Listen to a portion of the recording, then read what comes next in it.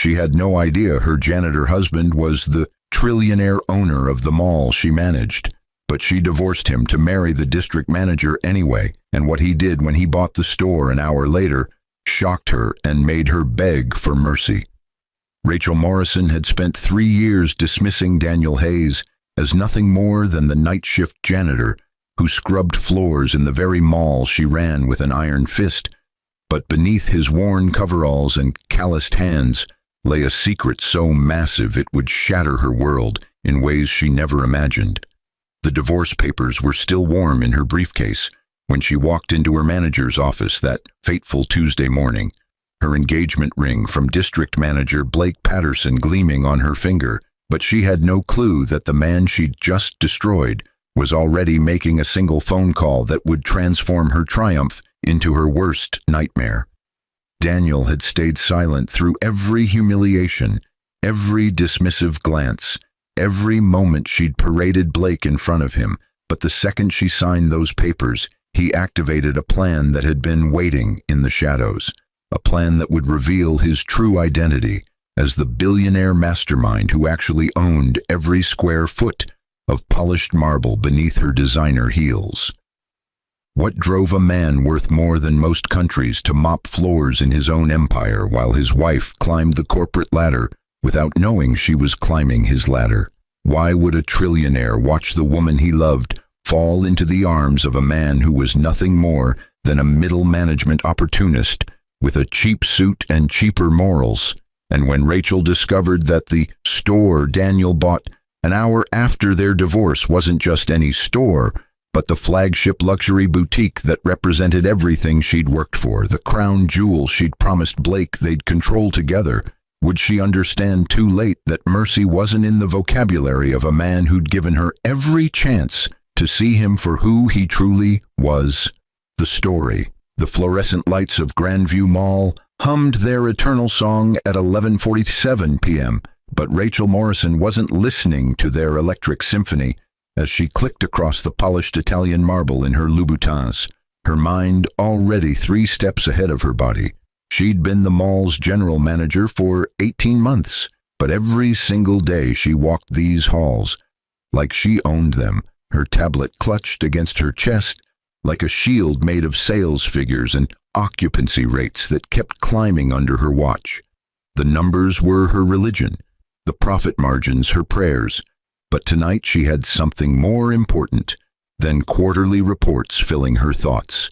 She had Blake Patterson waiting in her office, the district manager whose corner office commanded 3 malls in the tri-state area, and the man who'd promised her a future that didn't include a husband who smelled like industrial cleaner and broken dreams. Daniel Hayes pushed his mop bucket past the fountain in the center court, his reflection fractured in the water that never stopped flowing, but he didn't look up when Rachel's heels announced her approach, like a judge's gavel striking wood.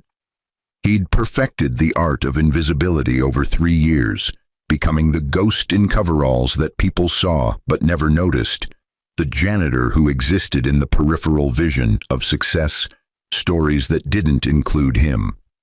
His hands, scarred from chemicals and calloused from labor he didn't need to perform, gripped the mop handle with the same steady pressure he used to grip boardroom tables in cities Rachel had never visited. But she didn't see the contradiction because she'd stopped seeing him 18 months before she'd stopped loving him. "Still here, Daniel?"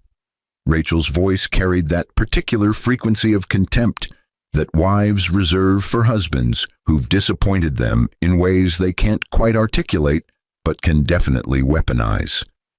"I thought even you would have finished the food court by now, but I suppose mediocrity has its own schedule."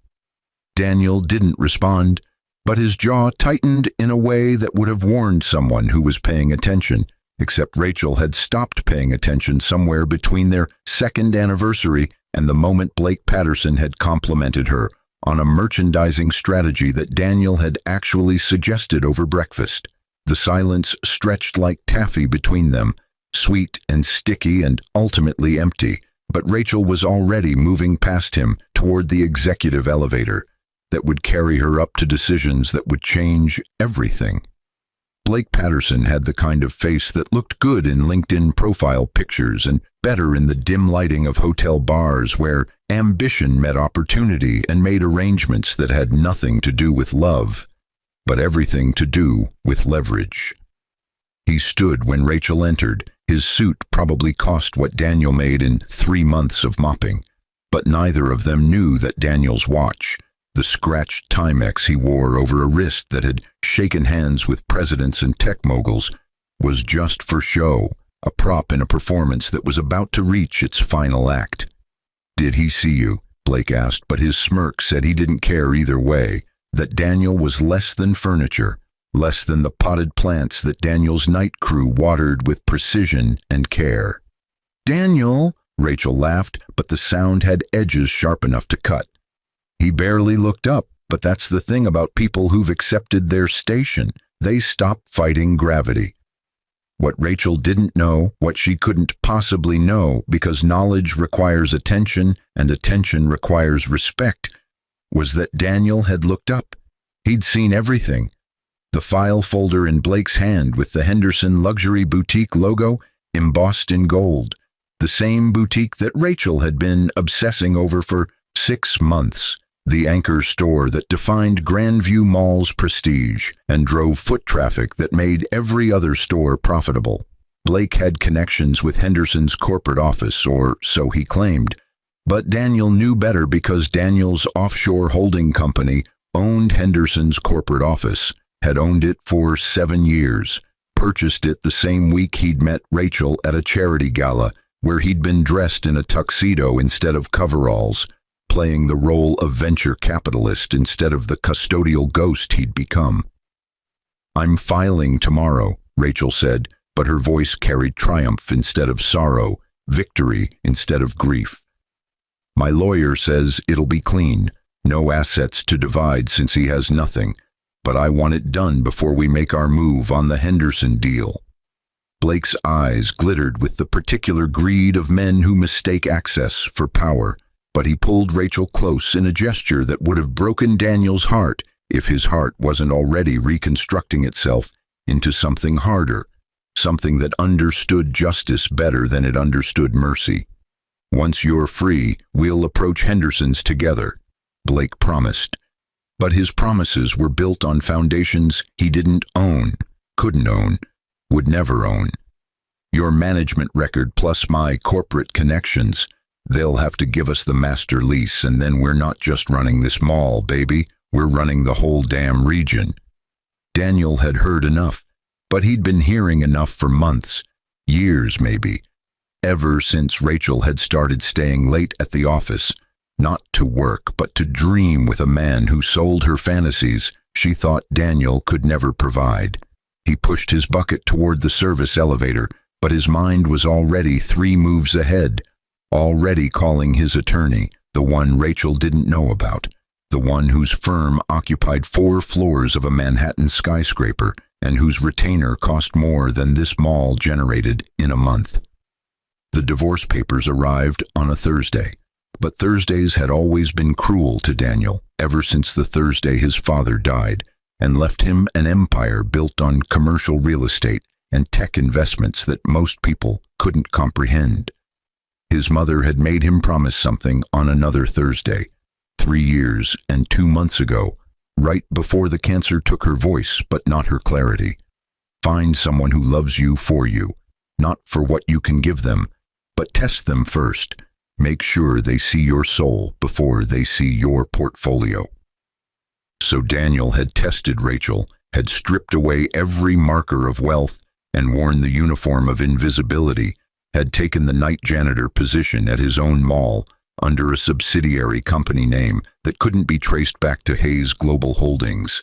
He'd wanted to believe she'd see him, really see him, would notice the way he read The Economist during breaks, would question why a janitor spoke 3 languages and had opinions on international monetary policy. But Rachel had been too busy climbing to look down, too focused on her ascent to notice that the ladder she was climbing was built by the man she was leaving behind. "Sign here," the process server said, but Daniel had already read every word, had actually written some of them through his attorney, making sure Rachel got everything she thought she wanted: the apartment, the car, the freedom to marry Blake Patterson in a ceremony that would be lovely and empty and ultimately meaningless. Daniel signed with the same Mont Blanc pens he used to sign acquisition deals worth billions, but the process server didn't notice the discrepancy between the pen and the coveralls, didn't understand that some people collect contradictions the way others collect coins. The ink dried fast, faster than the 3 years he'd invested in a marriage that had taught him more about human nature than Harvard Business School ever could. But the education was complete now. The test was over, and Rachel had failed in ways she wouldn't understand until the lesson began. Rachel received her copies on a Friday, but Fridays were her favorite day because Fridays meant weekend plans with Blake, meant dinners at restaurants where Daniel could never afford to take her, meant a future that sparkled like the engagement ring Blake had already shown her in the kind of jewelry store where Daniel's holding company owned a controlling interest. She signed the papers in her office, her hand steady because guilt requires conscience and conscience requires the ability to see others as fully human. But Rachel had spent so long seeing Daniel as a failure that she'd forgotten he was a person. "It's done," she texted Blake, but the message carried celebration, not mourning, carried the excitement of a woman who thought she was trading up when really she was trading everything for nothing. Blake's response came with a champagne bottle emoji and an address: Henderson Luxury Boutique's flagship store, the crown jewel of Grandview Mall, the 15,000-square-foot palace of designer goods, where perfume cost more per ounce than Daniel's supposed hourly wage. "Meet me here at 2 p.m., Blake's message continued, but his next words made Rachel's heart race with anticipation that would soon curdle into something darker. "My contact says the corporate office is finally ready to discuss new management, but we need to present a united front, power couple running the anchor store that runs the mall." What Blake's contact hadn't told him, what Blake's contact couldn't tell him because Blake's contact didn't know, was that Henderson Luxury Boutique wasn't just for sale.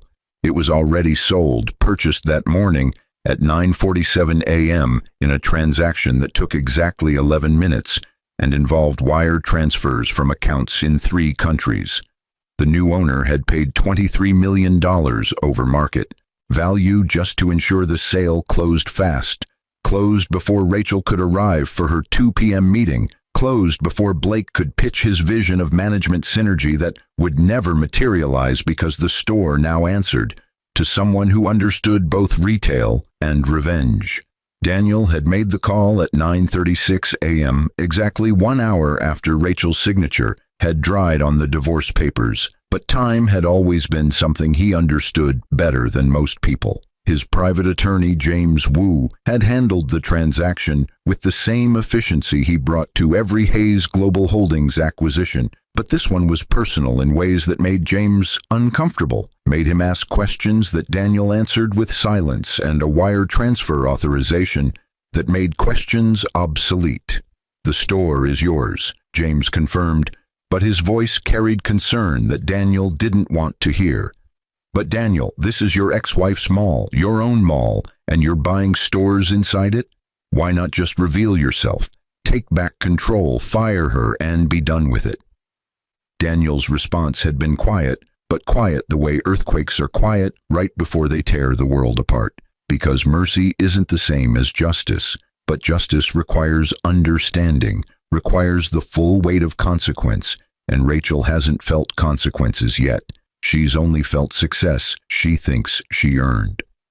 At 1:47 p.m., Rachel touched up her makeup in the mall's executive bathroom, but her reflection showed a woman who'd convinced herself that beauty plus ambition equaled destiny, that Blake Patterson was her ticket to a life where people noticed her for reasons that had nothing to do with a janitor husband who'd held her back.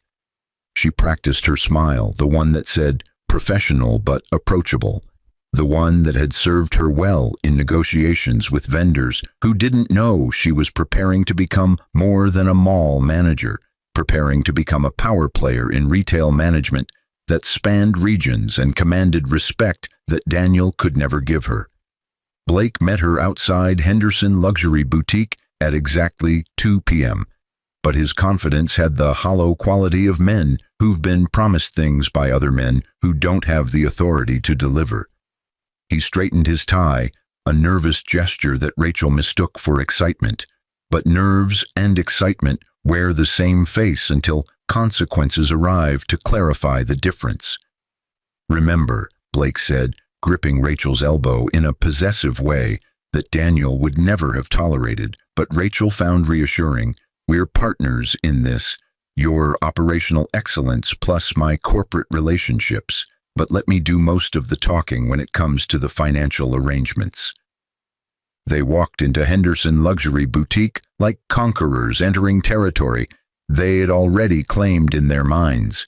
But the universe has a way of teaching humility to people who've forgotten how to learn it naturally. The store gleamed with the particular brightness of luxury retail, where lighting is engineered to make everything look desirable and nothing look affordable, where sales associates wear better suits than most lawyers and speak in tones that suggest you're privileged just to be breathing their air. The store manager, Margaret Chen, no relation to any Marcus or Sarah, waited near the main counter, but her expression carried something Rachel couldn't quite identify. Something between pity and anticipation, like someone watching a car accident that hasn't happened yet, but is absolutely inevitable. Margaret was 62, had managed Henderson's for 17 years, and had received a phone call that morning that had confused her, intrigued her, but ultimately changed her entire afternoon schedule. "Ms. Morrison, Mr. Patterson," Margaret greeted them, but her formality had increased somehow, had shifted from the casual professionalism of equals to the careful distance of someone who knows secrets that create hierarchy. "Thank you for coming, but I'm afraid there's been a significant development." Blake's smile flickered, but he recovered with the practiced ease of men who've learned to fake confidence when real confidence isn't available. "Development? I thought we were here to discuss the management transition, the corporate partnership opportunity that—" "The store has been sold," Margaret interrupted, but her interruption was gentle, almost apologetic, like a doctor delivering a terminal diagnosis to a patient who'd come in expecting a clean bill of health. "This morning, actually, the transaction completed at 9:47 a.m., and the new owner took possession immediately." Rachel felt something cold crawl up her spine, but she pushed it down with the same determination she used to push down doubts and questions and anything else that threatened the narrative she'd constructed about her life and her choices. "Sold? But Henderson's corporate office has been in negotiations for months about restructuring management here, about finding the right partnership to—" "The corporate office sold the entire store," Margaret continued, but now her voice carried something that might have been respect or might have been fear, or might have been the particular combination of both that powerful people inspire in those who understand exactly how much power they're witnessing. Building, inventory, contracts, everything to a private equity firm. But the new owner was very specific about timing, very insistent that the sale close before 2 p.m. today. Blake's face had gone pale, but he grabbed for Rachel's hand in a gesture that looked like support but felt like drowning men grabbing for driftwood. Who bought it?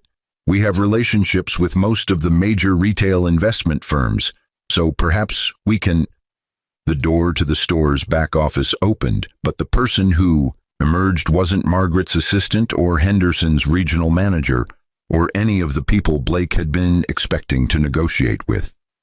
Daniel Hayes walked out wearing a Tom Ford suit that probably cost more than Blake's car, his hair freshly cut by a barber who only took appointments from clients whose net worth had at least 9 zeros, his shoes Italian leather that had never touched a mop bucket, but had walked the corridors of power in ways that Blake could only fantasize about.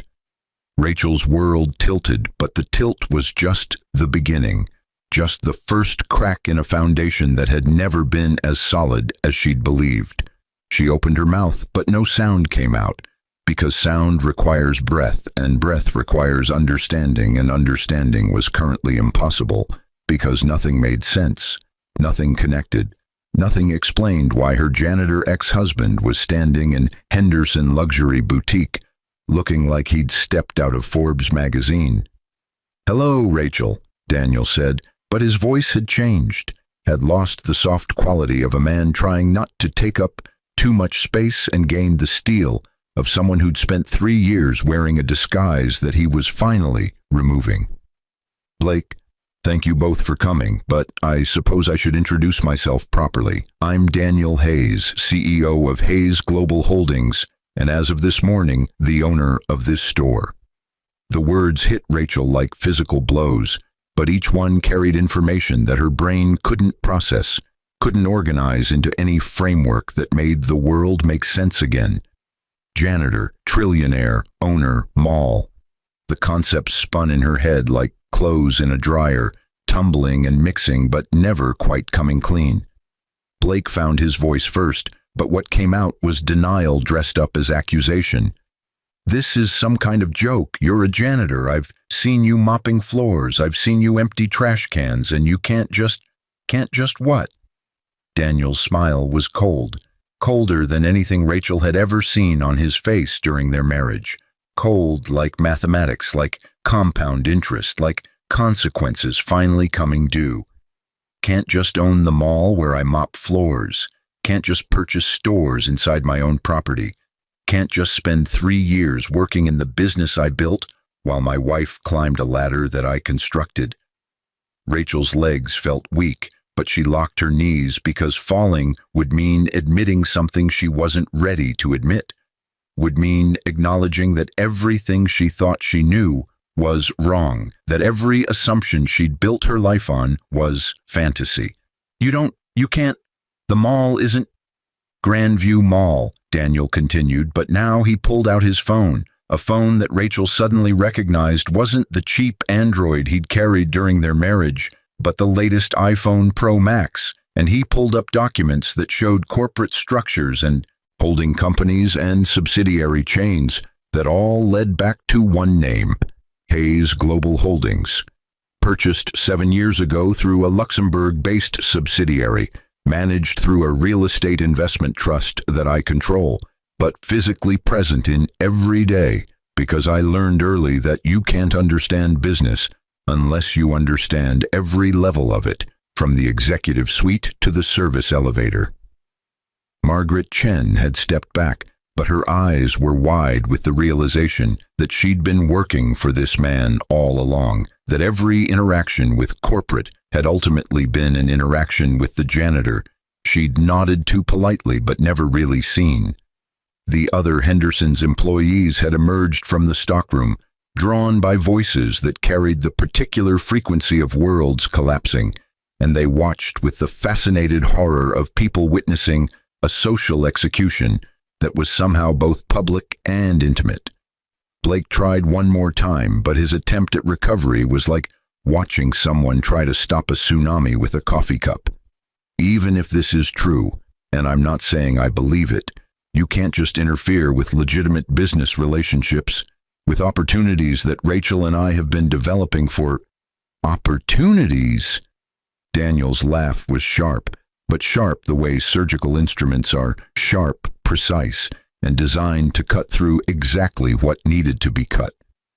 "You mean the opportunities you were developing to take control of a store you don't own, in a mall you don't own, through corporate relationships that don't exist?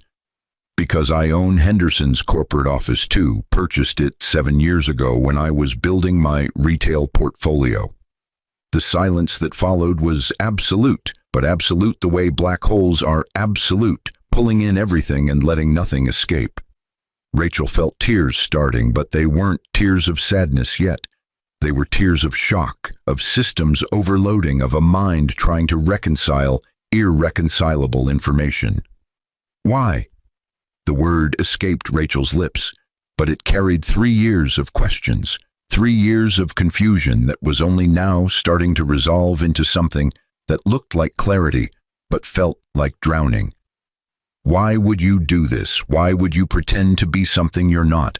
Why would you let me think you were just a janitor? Daniel finished, but his voice had softened slightly, had found some echo of the man Rachel had married before she'd decided he wasn't enough. Because my mother asked me to find someone who loved me for who I was, not what I had, but I made a mistake. I thought hiding what I had would reveal who I was, but it turns out that who we are includes how we treat people we think have nothing to offer us. The words landed like bombs, but bombs that exploded slowly, showing Rachel scenes from their marriage that she'd forgotten or ignored or rewritten in her mind. Daniel suggesting business strategies that she'd claimed as her own. Daniel reading books about retail management that she'd mocked as above his station. Daniel speaking Mandarin to the Chinese cleaning crew, French to the cafe workers, Spanish to the landscapers, but languages she'd never questioned, because people without power aren't supposed to have languages, aren't supposed to have depth, aren't supposed to be anything except what their uniforms suggest. I gave you every chance, Daniel continued, but now his voice carried something that might have been grief or might have been the particular sadness of teachers watching students fail tests they could have passed if they'd only tried. Every time I tried to discuss business with you, every time I offered ideas, every time I showed you who I was beneath the coveralls, but you couldn't see it because you'd already decided what a janitor could be, what a janitor could know, what a janitor was worth. Blake had been silent, but his silence was the silence of a man realizing he'd built his entire future on sand that was currently washing away. The Henderson deal, the corporate connections I told you about, were never real, Daniel confirmed, but there was no pleasure in his voice, just fact, just the mathematics of reality correcting the algebra of Blake's ambitions. The people you thought you were networking with were middle managers who don't make decisions, who don't control leases, who report to executives, who report to boards, who report to holding companies that I own. Rachel's phone buzzed, but the notification was from her assistant at the mall, the message short and devastating. Emergency board meeting called for 4 p.m., something about ownership changes and management restructuring. The pieces were falling into place, but the picture they made was a nightmare painted in corporate letterhead and legal documents. You're going to fire me, Rachel said, but the words weren't a question. They were acceptance. They were the first step toward understanding that consequences had arrived, and they weren't interested in negotiations. Daniel shook his head, but the gesture was complicated, layered with meanings that Rachel was only beginning to understand. I'm not going to fire you, but I am going to show you exactly what you've lost, exactly what you walked away from, exactly what you valued so little that you traded it for a district manager who's about to be unemployed himself. Blake's head snapped up, but his protest died in his throat because Daniel's expression made it clear that protests were irrelevant, that the decisions had been made, and the wheels were already turning. The district manager position, Daniel explained, but his tone was professorial now, educational, like he was teaching a class on consequences that Rachel and Blake had failed to attend until the final exam. Reports to a regional manager who reports to a vice president who reports to a holding company that I acquired this morning at 10:15 a.m., approximately 90 minutes after I bought Henderson's. The scope of it was too massive, but massive the way icebergs are massive, with most of the destruction hidden beneath surface details that Rachel was only starting to comprehend. Daniel hadn't just bought a store, hadn't just revealed himself, hadn't just embarrassed them. He'd systematically dismantled every piece of the future they'd planned, every step of the ladder they'd thought they were climbing, every dream they'd convinced themselves was within reach. The board meeting at 4 p.m., Daniel continued, But now he was looking at Rachel with something that might have been pity or might have been the particular sadness of seeing someone realize they've destroyed something precious and irreplaceable, is to introduce the new ownership structure of Grandview Mall and to announce some management changes. But you'll still be general manager, Rachel. I want you to be general manager. Hope flickered in Rachel's eyes, but hope without understanding is just another form of denial. You want me to stay? I want you to understand, Daniel corrected, but his correction was gentle, almost kind, like a surgeon explaining why the amputation is necessary to save the life.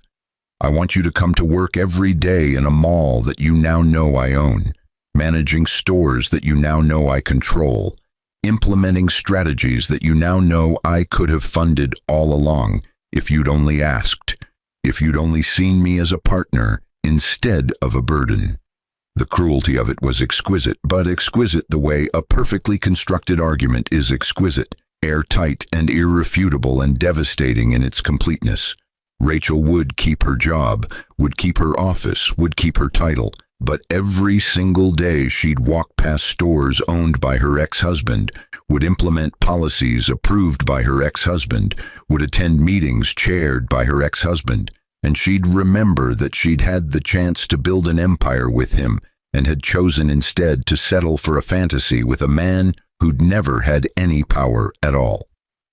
As for you, Daniel turned to Blake, but his expression had lost even the cold professionalism he'd shown Rachel, had become something harder, something that suggested Blake's consequences would be different and more severe.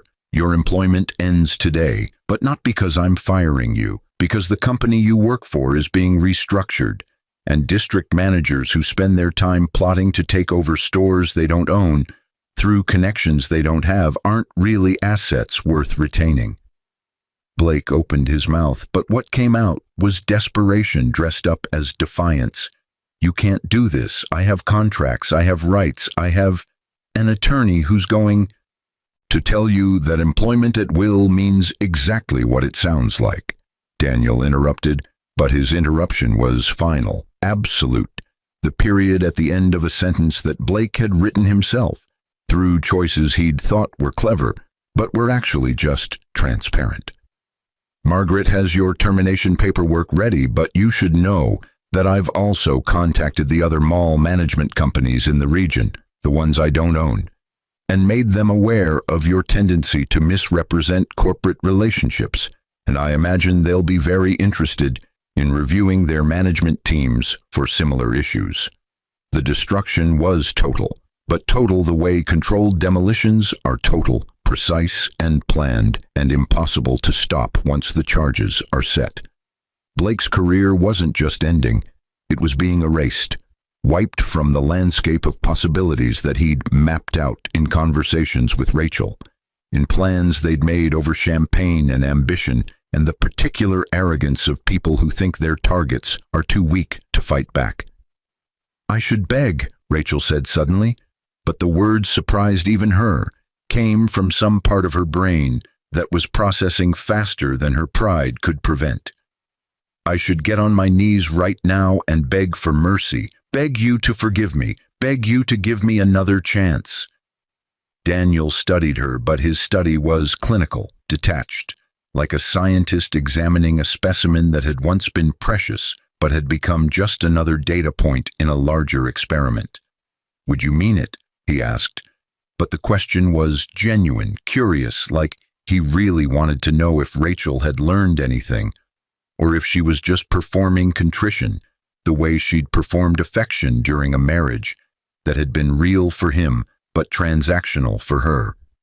Rachel started to answer, but the truth stuck in her throat, because the truth was complicated, was layered with realizations that were still forming, still crystallizing into something she could name. She'd loved Daniel once, or thought she had, but had it been love or had it been the comfort of having someone who asked for so little, who demanded so little, who seemed content to be invisible while she shined?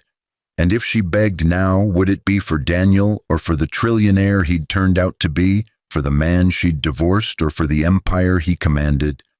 I don't know, Rachel admitted, but admission is the first step toward honesty, even if honesty comes too late to save anything worth saving. I don't know if I'd mean it. Don't know if I'm sorry for hurting you or sorry for losing what you could have given me. Don't know if I ever really saw you at all. Daniel nodded, but the gesture carried approval, like a teacher acknowledging a student who's finally given the right answer, even if the answer came too late to pass the course. That's the first honest thing you've said to me in 2 years, he observed, but observation without emotion, without heat, without anything except the cool assessment of someone who's moved on from anger to indifference. And it's enough for me to tell you this: you'll keep your job because you're good at it, because your management has been effective and the mall has prospered under your leadership. But you'll keep it knowing that every success you have is built on an infrastructure I created, knowing that every achievement you celebrate is happening in a space I own, knowing that the ladder you're climbing leads to ceilings I constructed. The mercy was worse than revenge, but worse the way being forced to live with your mistakes is worse than being punished for them. Worse the way understanding your own smallness is worse than being told you're small. Rachel would go on, would manage, would succeed even, but she'd do it all in the shadow of what she'd lost, in the echo of what she'd failed to see, in the permanent reminder that she'd been married to someone extraordinary and had convinced herself he was ordinary because extraordinary didn't match the costume he was wearing. And Blake, Daniel added, but now his voice had gone cold again, had lost the thread of almost kindness he'd shown Rachel, and returned to pure business, pure consequence, pure mathematics. You'll leave now, but you'll leave knowing that every opportunity you cost Rachel was built on lies you told about relationships you didn't have.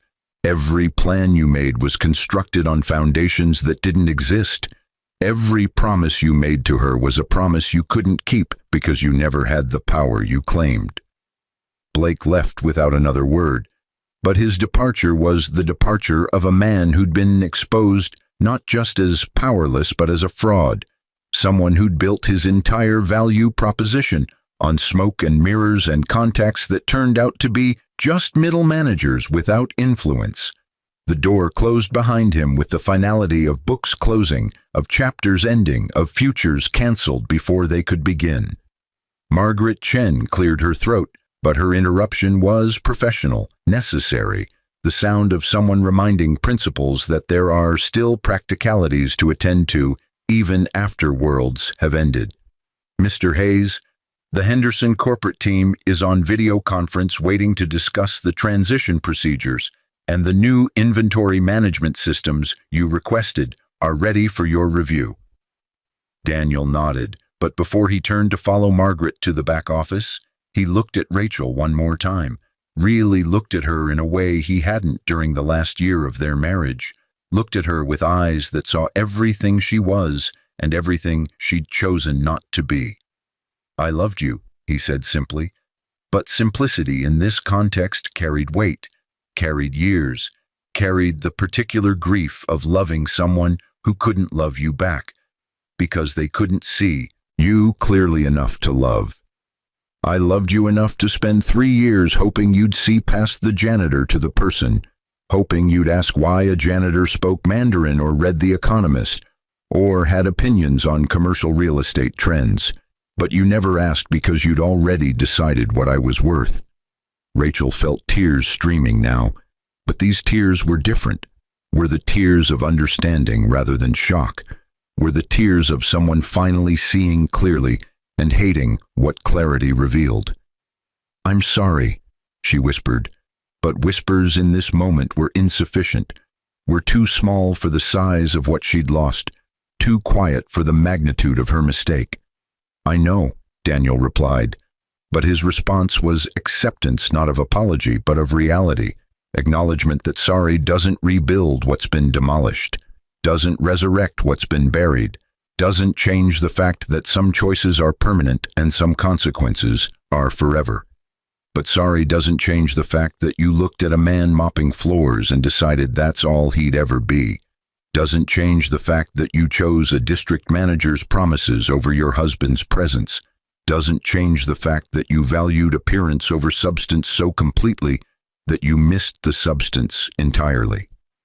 He walked away then, but his walking away was different than Blake's departure. Was the walking away of someone who'd said everything that needed saying and had nothing left to prove.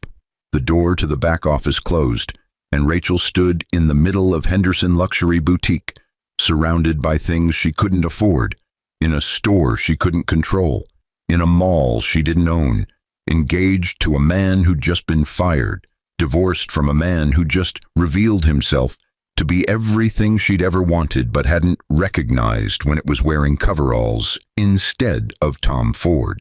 The other Henderson's employees had slowly returned to work, but their glances toward Rachel carried the particular mixture of pity and judgment that retail workers reserve for customers who've made scenes, who've revealed themselves in ways they'll regret later when the embarrassment sets in.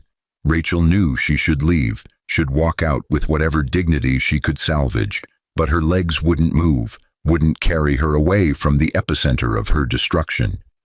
Her phone buzzed again, but this time it was a calendar notification. Board meeting, 4 p.m., conference room A, RE ownership transition and management review. She had 90 minutes to prepare for a meeting where her ex-husband would be introduced as her boss's boss's boss, where the entire corporate structure she'd been navigating for 18 months would be revealed as a fiction, where every assumption she'd made about power and hierarchy and success would be corrected with the brutal efficiency of accountants closing books at the end of a quarter that had gone badly wrong.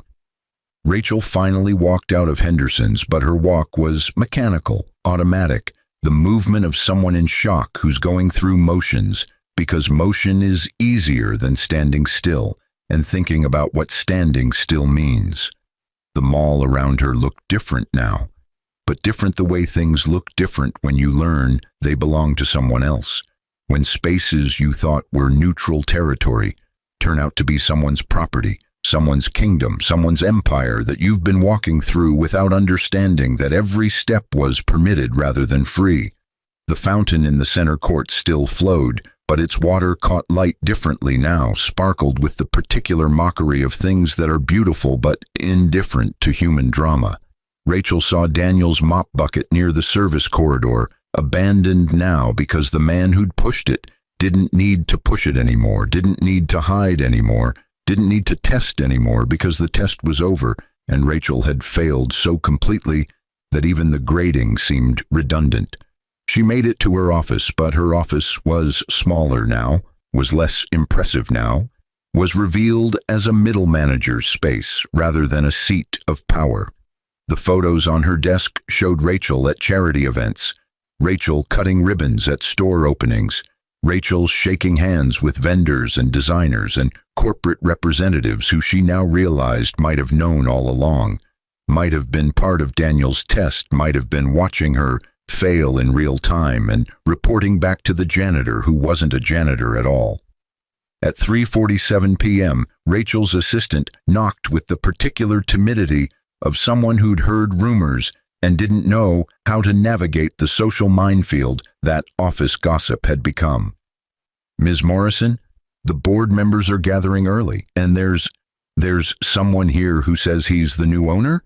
A Mr. Hayes? But he looks like, I thought he was."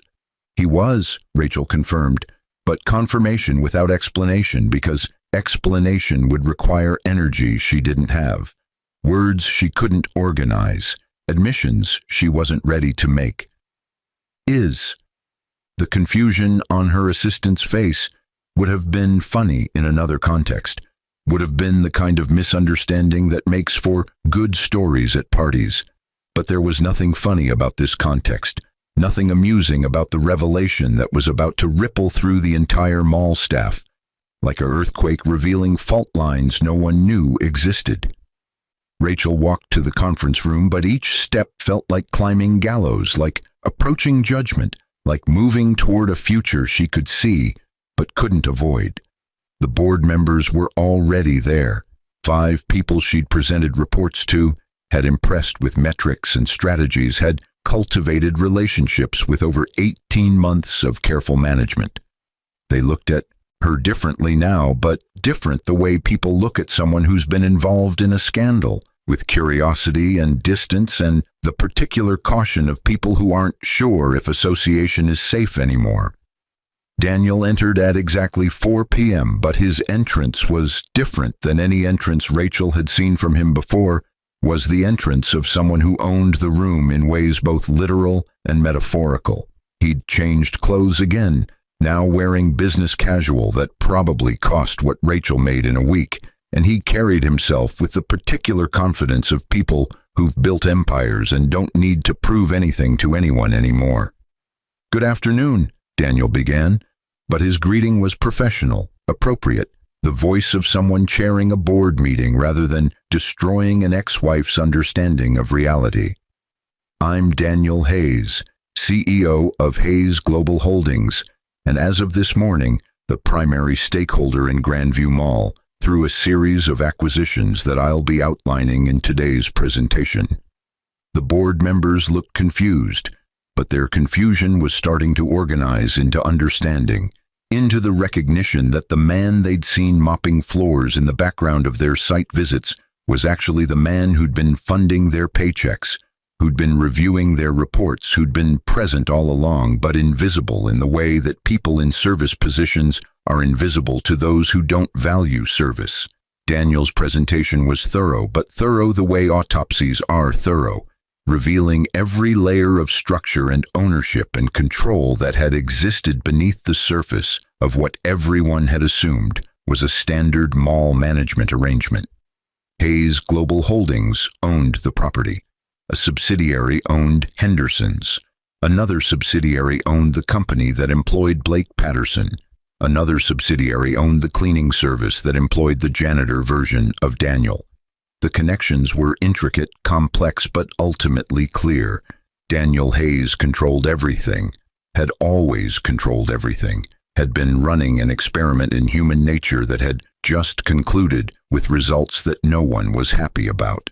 "Ms. Morrison will continue as general manager," Daniel announced, but his announcement carried the weight of decision rather than discussion, of authority that didn't require consensus or approval. Her performance metrics have been excellent, her management has been effective, and despite recent personal complications, her professional capabilities remain valuable to the continued success of this property. Rachel felt eyes turning toward her, but the eyes carried questions she couldn't answer, carried curiosity about personal complications that would become gossip by tomorrow, would become legend by next week, would become the cautionary tale that mall employees told each other about the dangers of not seeing people clearly. The meeting continued for 90 minutes, but the 90 minutes felt like hours, felt like being slowly dissected in front of an audience, felt like dying incrementally while staying alive enough to witness your own autopsy. Daniel outlined new policies, new strategic directions, new management structures that would report through layers of corporate oversight that all ultimately led back to him. He was professional throughout, was appropriate throughout, was never cruel or vindictive or anything except businesslike. But his professionalism was its own cruelty because it showed Rachel exactly what she'd lost. Not just a trillionaire, but a professional trillionaire. Not just someone with money, but someone with competence and vision and the ability to build things that lasted. When the meeting finally ended, the board members filed out with the particular hurry of people escaping uncomfortable situations. But they left Rachel behind because Rachel couldn't escape, couldn't file out, couldn't return to a world where any of this made sense. Daniel gathered his materials, but his gathering was methodical, patient, like someone who had all the time in the world, because when you own the world, time becomes just another resource you control. "Daniel," Rachel started, but her voice broke on his name, broke on the weight of everything that name now carried. "I need to ask you something, and I need you to tell me the truth." Daniel looked up, but his expression was neutral, was waiting, was the face of someone who'd learned long ago that questions usually reveal more about the asker than the answers reveal about the asked. "Did you ever really love me?" Rachel continued, but the question came out broken, came out desperate, came out like the last hope of someone drowning and reaching for anything that might float. Or was this whole thing, the marriage, the job, the test, was it all just some billionaire's experiment in how regular people fail moral examinations? Daniel was quiet for a long moment, but quiet the way deep water is quiet, with currents moving beneath surface calm that suggest complexity beyond what's visible. When he finally spoke, his words were careful, were chosen, were the words of someone who'd thought about this question during 3 years of pushing mop buckets and watching his wife fall in love with someone else. "I loved you," he said finally, but his past tense was sharp, was definitive, was the past tense of something that had died and been buried and wouldn't be resurrected no matter how many tears Rachel cried over its grave. "I loved you enough to give you a chance to love me back without the complication of wealth, without the question of whether you loved me or loved what I could provide. But the test wasn't about you passing or failing. The test was about me learning whether love could survive invisibility, whether partnership could exist without power imbalance, whether two people could build something real before money made everything unreal." "And?" Rachel asked, but she already knew the answer, could taste it in the air between them, could feel it in the distance that had nothing to do with physical space and everything to do with emotional continents that had drifted apart and couldn't be brought back together. "And I learned that you couldn't love someone you didn't respect," Daniel replied. But his reply was gentle despite its devastation, was kind despite its cruelty, was the answer of someone who'd grieved the loss long before the divorce papers made it official. "I learned that respect requires seeing people as complete rather than as functions, that you loved the idea of a husband who could elevate you, but couldn't love an actual husband who mopped floors, even when that husband tried to show you in 1,000 small ways that mopping floors was a choice rather than a limitation." Rachel felt something break inside her, but breaking in this context was actually mending, was the painful process of bones being reset after healing wrong, was the necessary destruction that precedes proper reconstruction. "I'm sorry," she said again, but this time the apology carried weight, carried understanding, carried the beginning of genuine regret rather than the regret of someone sorry they got caught or sorry they lost something valuable. "I know," Daniel repeated, but this time his repetition carried something that might have been forgiveness or might have been the indifference that comes after forgiveness becomes irrelevant. "And that's why you're keeping your job, why I'm not destroying your career the way I could, why I'm giving you the chance to learn something from this, even if the learning comes too late to save what we had." He moved toward the door, but Rachel stopped him with a question that surprised both of them.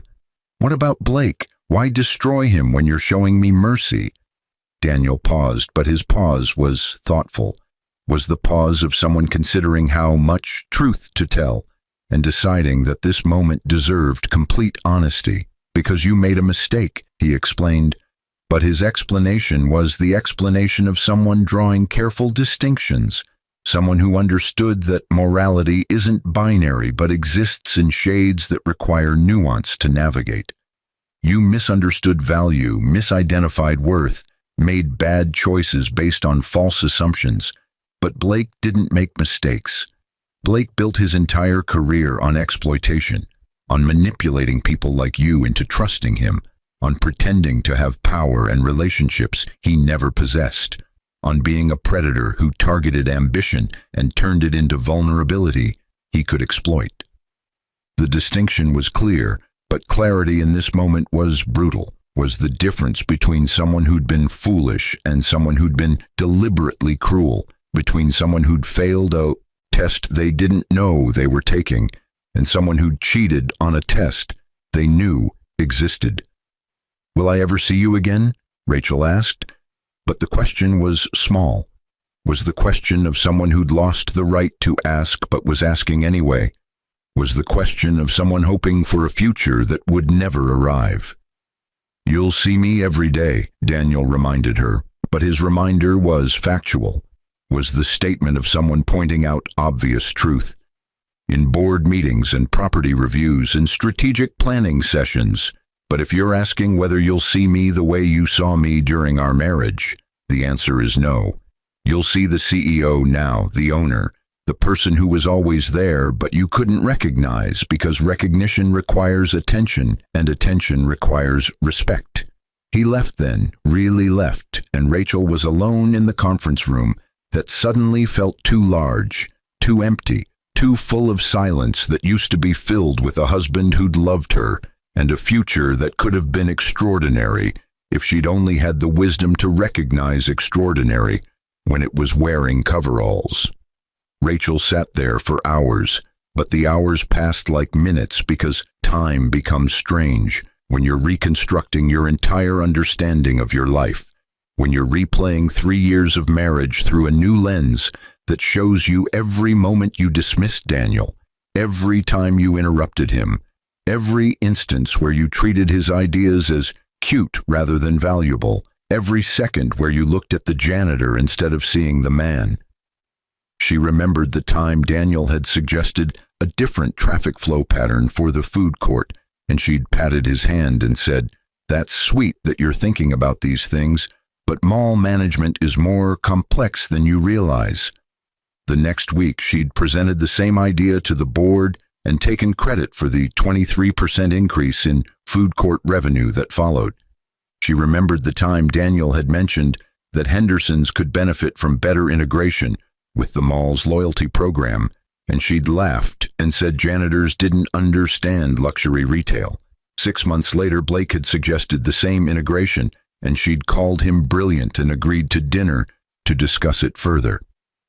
She remembered 1,000 small cruelties, 1,000 dismissals, 1,000 moments where she'd treated Daniel like he was less than, like he was other than, like he was something to be tolerated rather than someone to be treasured.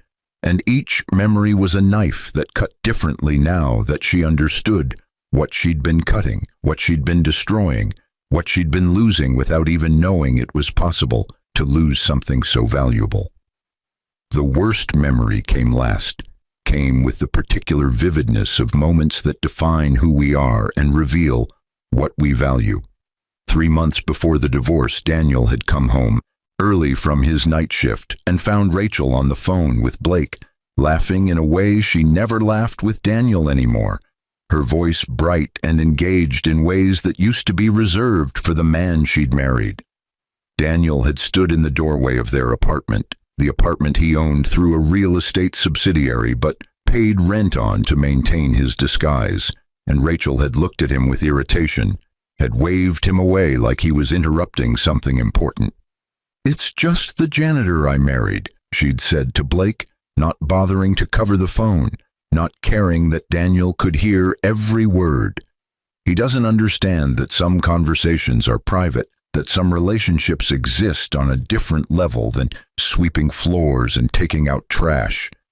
Daniel had gone to bed alone that night, but he'd gone to bed having made a decision, having reached a conclusion that 3 years of testing had been enough, that the experiment was over, that the results were in, and they showed exactly what he'd feared they'd show, that Rachel loved success more than she loved him, that she valued appearance more than substance, that she would always choose the district manager over the janitor because she could never see past the uniform to the person beneath. Rachel cried in the empty conference room, but her crying was different now. Was the crying of someone who understood rather than someone who was shocked? Was the crying of someone mourning not just what she'd lost, but who she'd been when she'd lost it, who she'd revealed herself to be through choices that seemed reasonable at the time but looked monstrous in retrospect? Her phone buzzed with messages from friends who'd heard rumors, from former colleagues asking if the stories were true.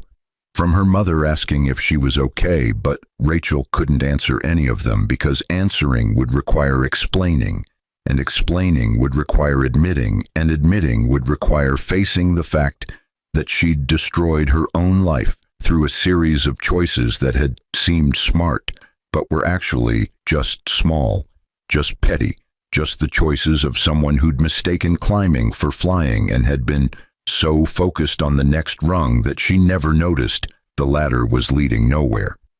At 8:47 p.m., Rachel finally left the mall, but leaving felt like escape, like fleeing a crime scene, like running from evidence that would follow her everywhere, because the evidence was her, was in her, was the permanent record of choices she could never unchoose.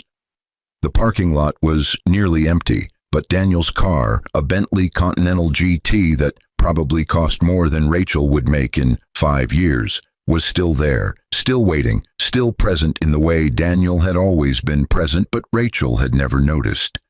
She sat in her car, a leased Toyota that she'd been proud of until today, that had represented success until she'd learned what actual success looked like, and she understood with brutal clarity that this was her life now.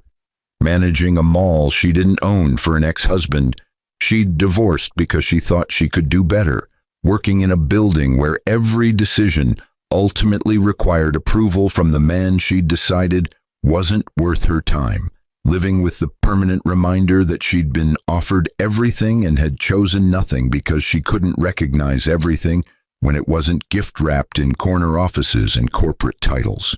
The mercy Daniel had shown her wasn't mercy at all, but it was the mercy she deserved, the mercy of being allowed to live with her choices, of being forced to understand consequences, not through punishment but through presence, of having to face every single day the magnitude of what she'd lost and why she'd lost it. Rachel drove home to an apartment she'd taken in the divorce, an apartment that seemed spacious and modern until she remembered that Daniel had probably owned the building, probably owned the entire development, probably owned half the city while mopping floors and coveralls that cost less than the toilet paper in the executive bathrooms. She poured wine she couldn't afford and looked out windows that showed a city that was different now. That was revealed as Daniel's city, Daniel's property, Daniel's kingdom that he'd built, while she'd been busy not noticing him. Her phone showed a notification from the mall's internal system, new corporate policies uploaded for review, new strategic initiatives requiring management approval, new ownership structure documentation that Rachel was required to read and sign and acknowledge. She opened the files, but each page was a reminder. Each policy was evidence. Each organizational chart was proof that she'd been married to the man at the top and had traded him for a man who'd been fired from the bottom.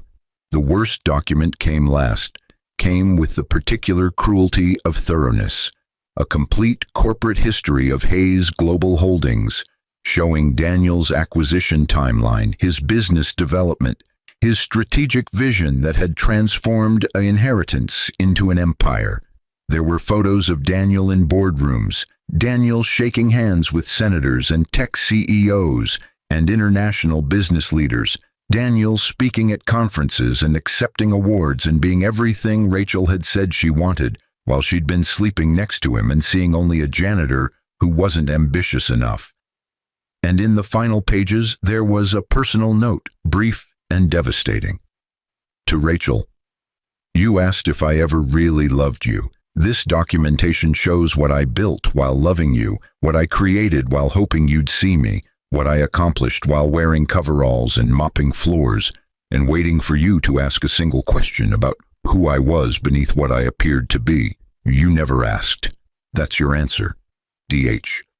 Rachel read the note 17 times, but each reading revealed new layers of loss, new dimensions of mistake, new depths of regret that would follow her through every day of a career that would be successful and hollow and haunted by the ghost of what could have been if she'd only had the wisdom to see, the courage to ask, the humility to recognize that value isn't always visible and worth isn't always obvious, and love requires seeing people as they are rather than as their costumes suggest they should be.